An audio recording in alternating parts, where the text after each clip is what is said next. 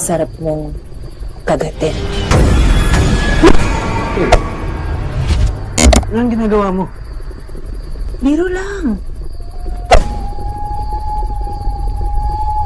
Ang bango mo kasi. Ang gwapo mo pa.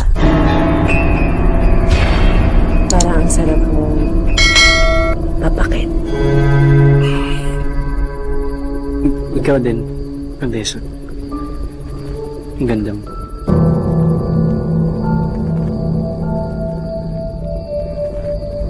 Sir Larry, pakawalan niyo po yung nanay ko. Hindi po aswang ang nanay ko. Hindi po siya mamamatay tao. Eh bakit nasa bakuran niyo ang mga gamit ng pinsan ko namatay? Hindi nga aswang yung nanay ko. May pruweba ako.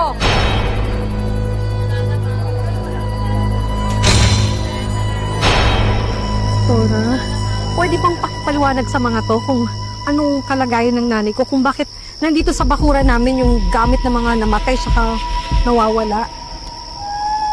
May sakit sa pag-iisip si Lucy. Kaya siya kumukuha ng gamit ng ibang tao. At kaya rin siya kumakain ng kung ano-ano. Katulad ng hilaw na karne, pero hindi siya aswang. Kung ganon, sino pumatay sa pinsan kong si Kuya Delphine?